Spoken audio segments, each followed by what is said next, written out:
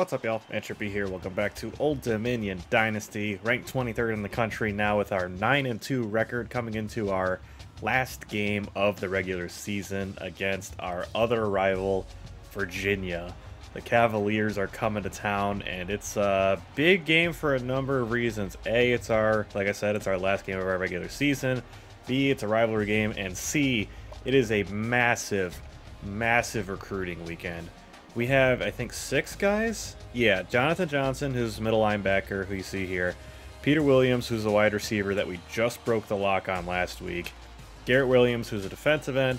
Melvin Cooper, I believe, is a middle linebacker. No, he's an outside linebacker, I think. Bill Golden is, of course, that strong safety we've been going after forever.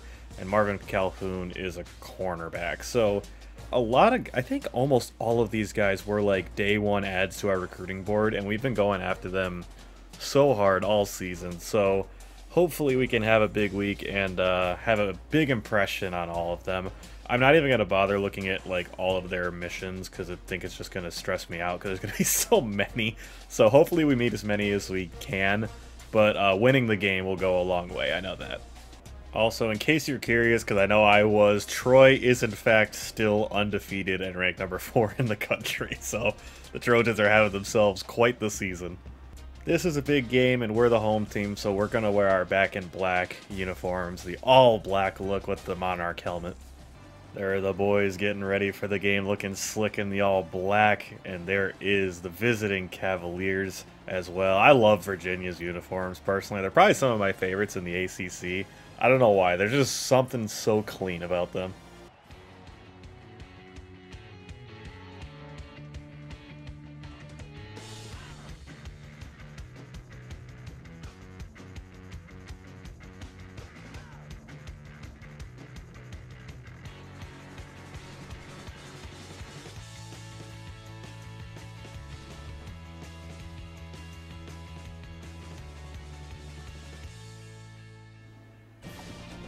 And here we are at SB Ballard Stadium, where the 23rd ranked Old Dominion Monarchs are hosting their rival Virginia Cavaliers. Once again, we got the super cool rivalry intro for this game as well.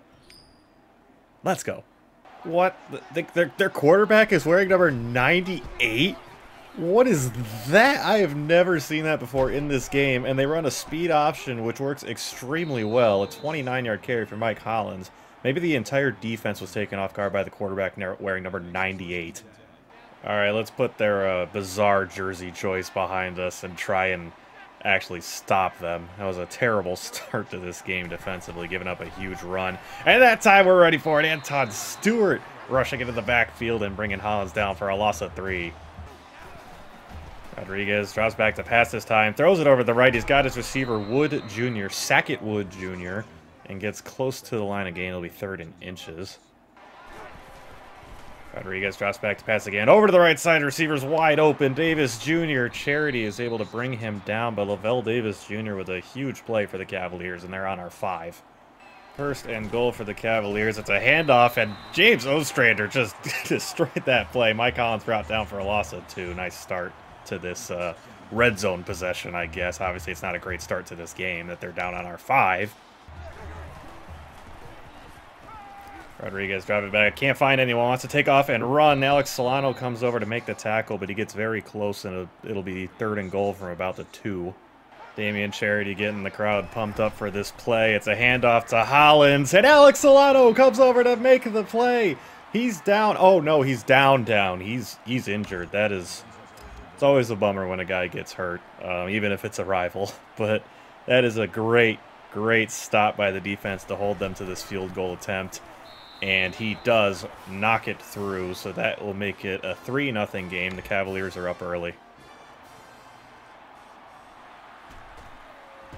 Jordan Bly down the right sideline. All kinds of running room. He's not going to be caught. Jordan Bly all the way to the house. A 107-yard return for the star wide receiver return man. I don't know if he even has a return touchdown this year. Like, it's been a very, very odd, like, not odd, but just like, you know, because he was so good on returns basically this whole series, last season in particular, because it was the only season he played the entirety of. But he comes up huge in our last game of the regular season against our rivals. Let's go, baby. Well, you couldn't ask for a much better start from the quote-unquote offense, because obviously our offense didn't actually see the field on that drive, but that was an incredible... David Monroe was out there taking snaps on defense and actually nearly made the tackle, but Alex Solano instead gets the TFL. I guess Ali or Charity must be tired after that big drive last time. Oh no, an abdominal tear. He's out 10 weeks. That will end Holland's season. A huge bummer for the Cavaliers, losing their running back on the first drive of the game. To play action this time, and Rodriguez wants to take off. Solano comes over. Couldn't bring him down, but James Ostrander does get him on the ground. It'll bring up 3rd and 4. It's a draw play to the backup running back, and there's a big hole for him to run through, and he's got the first down. Robert Luke, a man with 2 first names. Luke again, I jumped in the wrong hole with Stewart, and this is another big run for the backup running back. This guy might even be better than the guy that got injured. Play action this time. Rodriguez rolling to the right and wants to run it. I missed him with Solano, and that's a first down scramble for the quarterback. He is alarmingly shifty. And now they've got a running back wearing number 84. What even is this team anymore? Like, I'm just genuinely perplexed by what I'm seeing. As there's a sack by... who's number 30? Roman Ridley? That is without a doubt the first time we've called his name all season. He got flipped by the right tackle and then got up and made the sack. Man, we are just cycling through our defensive depth chart because our offense hasn't seen the field yet. Rodriguez wants to take off again. Solano comes through and brings him down. Jacob Rodriguez sacked. And it's going to be 3rd and 15 for the Cavaliers. This guy loves taking off and running, so... containing that, I think, is going to be key to winning this game. 3rd and 15 for the Cavaliers. Over the middle to Davis Jr. and Anton Stewart wraps him up. It's going to be 4th and 1. Interesting to see if they're going to go for this. They are. Dang it. 4th and 1. And this is another big spot for the defense to be in. I thought for sure they were going to run it, and never mind. They are going to run it with Rodriguez. A big hit by John Stewart, but he hangs onto the ball, and it's 1st and goal for the Cavaliers. That is annoying. Draw play to Luke, and Alex Solano is there to make the tackle. And it brings us to the end of the first quarter. We're up 7-3 despite our offense not touching the ball yet, so that's great. But Virginia's inside our 5 now, which is not great. Rodriguez drops back to pass. Guess what? He wants to run it. Lamarian James spins him down, but he gets to about the 1. And that is not great. I wish we could have gotten him further away than that. 3rd and goal on the goal line. Where have you seen this before? This time. Oh, Charity! He was there, and he got blocked at the last second. And Solano just couldn't get there in time. Touchdown, Robert Luke, and Virginia is back on top. Another very frustrating drive for the defense, but even worse because this one ends in a touchdown. And we're once again going to have to respond. I'm getting really annoyed with this quarterback, though. I don't know if he can throw the ball at all. He just takes off and runs every time he drops back to pass. With 5.5 minutes left in the first half, our offense has finally reached the field. And we're, of course, going to start with a David Monroe carry. And it's a great one, 12 yards. They brought the safety down, and I didn't like the look on the option, so we're going to instead be throwing the ball here with Rob Jones. And Justin Alexander breaks free to the left side. There he goes down the sideline. Gets down to about the 35. Great job by Rob Jones, commanding the offense and audibling out of that. This time they sit home on Rob Jones. Monroe gets the carry, fighting ahead, and he gets 6 yards. Wow. They looked ready for the run, so we audibled to 4 verts. Let's see if one of our receivers can get open. I like Alexander, but I couldn't get it off in time. Rob Jones gets sacked for a loss of 8, and it's going to be 3rd and 12 now. Hayden Wolf back on the field now in this obvious throwing scenario. Hopefully someone can get open. I don't like my options. Livingston kind of broke free. It does get the first down. Great job by Livingston to just cut up field. I didn't like where he was standing. Obviously, he just ran a little flat route, but he did a great job to get open and then fought his way for the first. Carry for Monroe and a huge hole to run through. A nice juke spinning and gets the first down with that 12-yard rush. Let's see if we can option our way into the end zone here. They take Livingston. Drones fighting, gets very close to the first down line. It'll be 3rd and 1. Wolf back in the game. Monroe in the backfield. He will get the carry here and the touchdown. A 3-yard punch in for the star freshman running back. And we are back on top. Just under 2 minutes left in the first half. And that is a great spot to be in. Hopefully we can keep Virginia off the board further as well. Virginia starting out here on their own 25. I have to imagine they'll be throwing the ball here. Oh my gosh! Jacob Rodriguez sacked for a loss of 4. I don't know who it was because they called timeout super quickly. It looked like it might have been Alonzo Ford Jr. perhaps. I think it was. And that's a great start defensively. This guy cannot find receivers, it seems. He really struggles with that. 2nd and 14 now for the Cavaliers after that sack. Rodriguez drops back to pass again. Over to the right side. Has his receiver Dontavian Wicks, who I believe is in the NFL now for the Packers. He's had a quiet day, his first catch there, but it'll be 3rd and 5 now. Letting the clock run down they are, just in case they do not convert here. As he's looking around, throws to the right side. Josh Cruz can't make the play. Dontavian Wicks beat him deep. And that is a huge gain for the Cavaliers, and they're now well within field goal range. And that is just awful on our defense. You can't let that happen. Rodriguez drops back over to the right side. Got Davis short of the line to game, but they do call a timeout. It's a handoff to Robert Luke. He gets loose on the left side. Still fighting through Damian Charity's tackle, and he's down at like our 6th now. Gosh dang it, guys. Rodriguez drops back looking, just throws it out the back of the end zone. That'll stop the clock. His first incompletion on the day as well. So even though he tucks and runs a lot, when he does throw it, it gets completed. 2nd and goal now. Defense hoping for another big stop. Finds a receiver over to the right side, and he is dragged down by John Stewart. And the clock is still running. They haven't used their timeout yet. Rodriguez takes the snap, looking, can't find anyone, tries to run it. Chaz Wallace couldn't get over there because he's too slow, and Virginia scores a touchdown to take the lead again. That is the last thing we wanted, guys. We cannot let them score a touchdown in that situation. We're getting the ball to start the second half. Like, all we needed was to just stop them, and then we could potentially take a 2-score lead on our first drive, but instead they take the lead back with 20-something seconds. As number 4 Troy is in trouble against Arkansas State. Oh, no. Looks like Lane Hatcher is still there at Arkansas State. We obviously know what they're capable of. Obviously, we are going to try and score on this drive as well.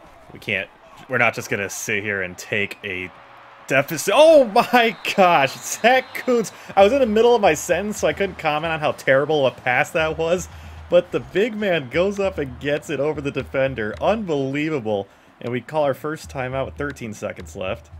Virginia's the box is really loaded. Are they like not expecting us to actually try and score here? As we immediately throw an interception. That is the last thing we wanted. We were very close to being in field goal range. And look at this return. Hayden Wolf finally brings him down, but that was a very stupid pass. He looked more open than he was. The safety came over and made the play. Ugh! 2 seconds left. It looks like Virginia's going to chuck something up. I mean, why not, right? Rodriguez has all day to throw. Chucks it deep. And I think that was Elijah Dotson who went up and made the bat down. But that's going to do it for the first half. We're down 3 to Virginia, which is not a position we should be in, to be quite frank. And, yeah, we're going to have to come out and play a lot better, particularly on defense, in the second half. Starting the second half here with the ball, and of course we're going to start with a handoff to David Monroe, who does a good job and gets 9 yards, gets us started nicely. Play action fake to Monroe. Wolf rolling right. He's got a receiver. And there he is, John Marshall. He got open on the drag all the way across the field. That's a 20-yard gain for the sophomore receiver. Keeper for Jones. He's got a seam to run through, fighting ahead. I don't know what that hit was, but he gets 7. Once again, they take the running back to keeper for Jones. Cuts around the block, and it's going to be a 13-yard carry for Rob Jones and a first down. Once again, audibling out of it. They look ready for the run, so we're instead going to audible to a little pass play. Livingston gets open, and they covered it up well. It's going to be 3rd and 7. This is a big play here. I'd really like to not be held to a field goal. Jordan Bly gets open. Touchdown. Wolf Great job buying time by the quarterback, and then an absolute laser to Jordan Bly for his second touchdown of the game. Of course, his first through the air, and we have got the lead over the Cavaliers. What a dot by Wolf, throwing it right in stride, and that is a great play by the offense to capitalize and take advantage of getting the ball first. Now we got the lead back. All right, defense, y'all are due for a big stop here. Let's really get a chance to put this game away, as it's a handoff to, I believe, a wide receiver, Nathaniel Beal III, and it's going to be a 16-yard carry on their first play. Bad start. The play action, and he's wide open on the corner. I saw him immediately, but we just couldn't get anyone out there. And it's another first down for the Cavaliers. The play action, over to the right side. Got his receiver again. I believe it's the same guy again, and that's down to about our 13 or 14-yard line. I don't know what is wrong with our defense. We cannot stop them at all. Rodriguez wants to take off. John Stewart slings him down. Took a second for him to register as down, but he doesn't get anywhere. Over to the right side. He's open again. Sackett Wood Jr. destroyed us by himself. Got open like 3 times. Think ran the same route all 3 times as well. And Virginia is unbelievably, or very believably, I guess, depending on how this, based on how this game is going, back on top again. And now the offense has to respond once again. Monroe gets us started on an inside zone run, and he's got another first down. Rush for 2,000 yards on the season up there. I'm going to assume that's as a team, not one individual player. I already forgot if I said we got the first down on that carry or not, but evidently we didn't. It's now 2nd and inches, and we have a wide open Jordan Bly over to the left side. Oh, dude! Stay in bounds! That was going to be a lot more than 5 yards. I want Jordan Bly on the corner. He goes up, and it's knocked out on his way down. Gosh dang it, Bly. That is so disappointing.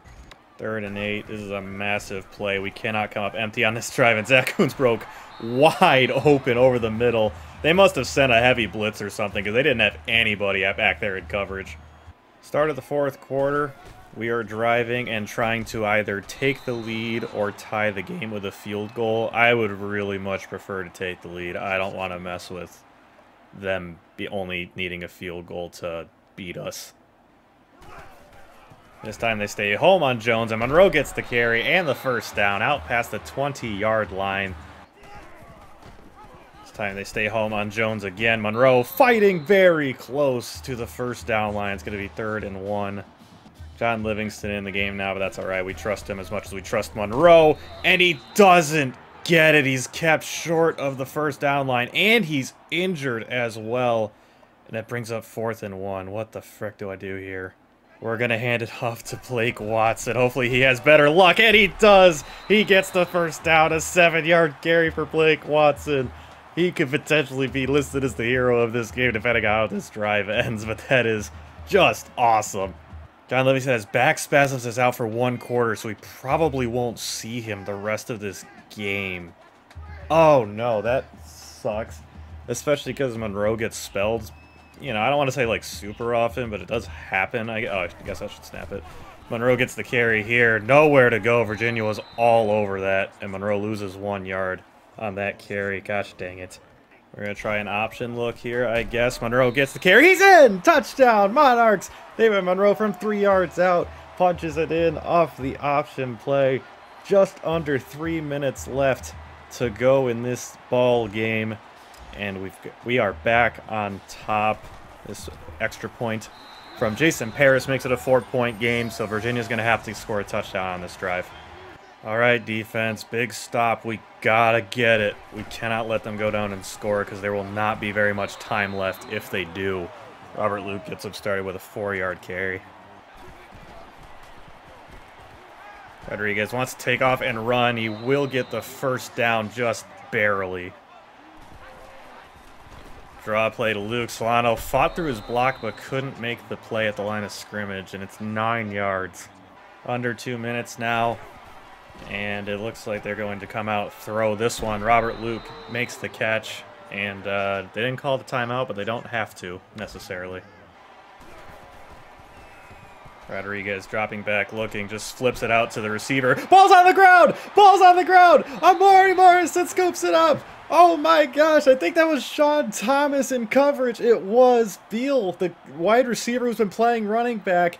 And that ball is out before he hit the ground. Oh my gosh, what a play by Sean Thomas. And the whereabouts of Amari Morrison to fall on the ball, just huge. Oh my god. This game is not over yet. We have to get a first down or at least meaningful plays there. And Rob Jones, what a move. And Virginia burns their first timeout. I don't think this game's over until they get rid of all their timeouts. Once it gets to that point, I'll at least be able to say with some level of certainty. But Rob getting us started the only way he knows how. Rob Jones with the keeper again. Still fighting. Gets 7 yards, and it's going to be 2nd and 3. Very, very close to putting this away. They stay home on Rob Jones, and David Monroe gets the first down! That is going to do it! The Monarchs are going to win this game against their rival Virginia Cavaliers. Let's go, baby! Say it with me, everyone. The best formation is victory formation. Hayden Wolf takes one final knee, and that is going to be the ending of this game. Just what a game it was. The defense was struggling all day to stop Virginia and their offense. Even though their offense was kind of a bizarre offense, I would say. It was very unstructured, I felt like, with Rodriguez at quarterback. He liked to take off and run on pass plays and stuff. Very difficult to stop over the course of an entire game. But the defense came up huge when they were needed the most, and that was, of course, on that final drive, and it was a forced fumble by Sean Thomas, recovered by Amari Morrison, and then Rob Jones and the backfield, David Monroe mostly. I think it was just Monroe, actually. I don't think Livingston was out there. But Monroe and Jones sealing it off with a couple run plays to get the first downs necessary. What a game. Took down our rivals. Feels awesome. Hayden Wolf, 6 for 8 through the air, and really not a lot of passes. The run game was working really well once again, fortunately. For 113 yards, 1 touchdown, 1 pick. That pick was absolutely brutal. Obviously, you just trying to get the lead back and force the throw I shouldn't have tried to force. And, you know, those things are going to happen when you try and do too much, I guess. So that was definitely a huge mistake. Fortunately, didn't really lead to anything because there was just 2 seconds left on the clock, I think, when all was said and done. So it is what it is, but was solid through the air. That throw to Jordan Bly for that touchdown was probably one of the best throws I've seen. He was rolling right and then just kind of set his feet and fired it in there perfectly where it needed to be. Just a great throw. Rob Jones getting involved in the passing game as well. 2 for 2 for 26 yards, but did take that one brutal sack. David Monroe, 15 for 87 and 2 touchdowns. Obviously, when he's under 100 yards, it's kind of like, oh boy, it doesn't look like that good of a game, just by his standards. But he was still very, very solid in this game. Had some nice runs. Didn't rip off anything crazy, but frankly, I feel like it was kind of weird when you think about it, because last year with Livingston, we ripped off a couple like really long runs with him, and we just haven't been able to do that this year. Part of that could be we're the level of competition. We're playing against the ACC now and not the Sun Belt, so that could be it. But yeah, so as you can see, as long as only a 12-yard carry. But 15 for 87, 2 touchdowns, over 5 yards carry is nothing to sneeze at, no doubt about that. Rob Jones, 7 for 42, was awesome. Obviously, again, by his standards, not really a crazy game, but he was very dependable in the option game and obviously helped to seal it away on that last drive. How about Blake Watson, the third-string running back coming in? Livingston got hurt. Monroe was too tired to come back on the field still. 4th and 1, hadn't seen the field all day. And he gets the ball and gets 7 yards, plenty more than we needed, and it ended up leading to a touchdown. You just love to see players step up like that, especially a guy like Watson whose role has regressed, obviously going from our starter to our backup to now our third stringer over the course of his career here. But that was one of the biggest plays of the game, even though it was only a 7-yard carry that didn't get us points directly. John Livingston, 2 for 3. That's actually pretty bad for him, but he only got 2 carries, so it's hard to really hold it against him, but just didn't get a lot of room to run today. and Hayden Wolf took 3 kneel downs. Zach Kuntz, our leading receiver on the day, 2 for 52, both big catches. The one he caught over the defender was just insane. It was such a terrible pass by Wolf. It had no business being completed, but he got that 6'8" frame up there and came down with it. Just awesome. Jordan Bly, 2 for 28, and of course that one touchdown from Wolf. Did also have the drop, the one where he got the ball knocked out of his hands. I was really upset with it in the moment because it led to like a 3rd and 7, and I'm never super confident from longer than like, well, I'm not super confident in most 3rd downs, frankly, but especially when you get past like 3 yards, it's like, oh boy. But so that one hurt a little bit, but Kuntz was able to come up with the big play on the very next snap, so it didn't really matter that much. Justin Alexander, 1 for 24. John Marshall, 1 for 20, and John Livingston, 2 for 15. Also had a very clutch 3rd down conversion of his own. Holy crap, Alex Solano, 10 tackles. The next closest was 4 with Damian Charity. What a performance from the middle linebacker. Just everywhere making plays. A lot of TFLs, 2 for Alex Solano, 1 for Alonzo Ford Jr., 1 for Anton Stewart, 1 for James Ostrander, 1 for Roman Ridley, who we'll get to in a second, and 1 for Sean Thomas, the corner. 3 sacks on the day. Roman Ridley, Alonzo Ford Jr., and not Anton Stewart, Alex Solano each getting 1. But Roman Ridley, how about this guy who I could not have told you was even on my roster before this game, even though I undoubtedly looked at him at some point when putting the depth chart together. But he got in because we had basically back-to-back defensive drives, and the whole defense was gassed. So he was on the field, and how about it? He goes out there and gets a sack. Like, that is just awesome stuff. You'd love to see it. The defensive end wearing number 39. Just insane. And then, of course, we have to talk about Jordan Bly with his, it's listed here as 106 yards. I think the bottom line said 107, but maybe 106 is the official measurement. But to get us started with a touchdown, a kick return touchdown in a rivalry game, just awesome. Just such a cool thing to see, and there's no one I would expect it from more than Jordan Bly. Just that's what he does.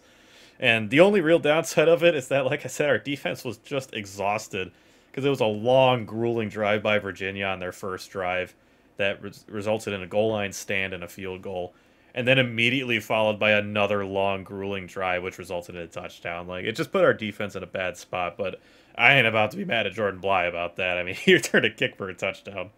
The safety's name is Kevin Dotson that had the deflection. I called him Elijah Dotson. I'm not sure why I said that. Must have gotten confused with a guy from a different dynasty or something. But I came back to this page because I realized I completely forgot to even mention the biggest play of the game. Sean Thomas, the corner, forcing the fumble. His first year seeing meaningful playing time because any playing time because we redshirted him last year. And got the big hit on the wide receiver they were playing at running back, whose name I already forgot. Knocked the ball out of his hands, and then it was recovered by Amori Morrison. Like, it's just incredible stuff from the defense there. I mean, that was the biggest play from the defense, because our defense on the whole didn't play great. Like, we got a lot of stats and stuff, but really, we never really stopped Virginia. I don't think they punted the ball. We only forced the one turnover on the last drive. It was just we held them to a field goal once on the first drive, and that ended up being the difference in this game. So, like, in a day where the defense was really struggling to make like significant stops, we got one thanks to the redshirt freshman corner and of course the junior defensive end who's been a stud for us basically since day one. Just incredible stuff from those two guys. ODU steals one in Norfolk. Number 23 Old Dominion downs the hated Cavaliers at a thrilling 28-24 game. I am jealous of anyone who got to, all the fans out there who got to watch that game real time. Playing it was extremely stressful, I can tell you that much. I don't know if steals one is the right term. That makes it sound like Virginia like outplayed us. Our offenses really kind of matched up evenly. It just came down to our defense made the one goal line stand, and theirs never made a stop. And that was the real difference in the game, I guess. So, steals one, I think, is poor wording. But it was no doubt a close game that Virginia has every right to be upset about losing. There's no doubt about that. Alright, so we don't have a Week 14 or Week 15 games. We're on bye 2 weeks in a row. So, I'm just going to be simming through both of those. And we're just going to sim ahead until we see what our bowl game is, basically. Bill Golden has committed to our team. That strong safety, he's like the #2 strong safety in the class or something. We've been going after him all season long. We also got a commitment for Marvin Calhoun in the corner. Just awesome to see. Wish we had gotten a couple more than just 2 on what was our biggest recruiting weekend, but I guess we didn't get all these guys' goals squared away on that game, which, I mean, it's going to be impossible to get everyone's goals met, so we're still in a lot of recruiting battles, which means we're going to have a lot of decisions to make potentially in the off-season in terms of who we go after. I had some recruiting points to screw around with, so I'm not about to add new guys to the board at this point. So Nate Lewis has been on our board for a couple weeks. He was that guy. He was that quarterback we added back when we added that huge crop of guys. So I'm just putting points into him. No one else seems to want the guy, so if he chooses to come here, awesome. But I'm not about to like go hard after him or anything. And then Roy Newberry is a receiver that he's been considering us all this time, even though we haven't put any points into him. So he's a 68 overall versus Brent Lewis down here is only a 64 overall. So I just put the other 600 points into him. Again, probably won't go after him, but I'm just trying to get rid of my points, basically. Actually, you know what? I have a better idea. We're gonna upgrade kitchen sink. And then we're going to take those points that we just put into those guys, and we're going to kind of divvy them up over the guys that are still on our board, because we can now put more points into those people. Alright, so all these guys now have 700 points put into them. Sure, Donnie Thorne will get another 100, why not, I guess. And I'll just dump the rest into Nate Lewis, the quarterback, because don't have anything to do with him, so they'll go to him. I completely forgot to mention as well, because I didn't look at it, but we are now up to number 18 in the country, so we took a massive leap in the rankings following our win over Virginia, so that's super hype. Maybe it'll improve our bowl game bid. Holy crap, we're up to number 14 now? What is happening? We are just shooting up the board. That is awesome. I mean, we beat a Virginia team that wasn't great in terms of record, and we've had a bye week, and we're in our second bye week in a row now before conference championship week, and we're just shooting up the board for no reason. What is happening? Oh my gosh, Troy is up to number 2 in the rankings. There are 2 undefeated teams left. It's just Alabama and Troy, and I assume... Oh, no, never mind. Alabama already played Auburn and beat them. Auburn was also undefeated. Oh my gosh, Troy's got 1 game left. They got to play Georgia State. Hopefully they do it. Oh, let's go. We got another commitment. Melvin Cooper, the outside linebacker, committed. I don't know what changed between, you know, 2 weeks ago when he visited and now, but something changed and he committed. That's awesome.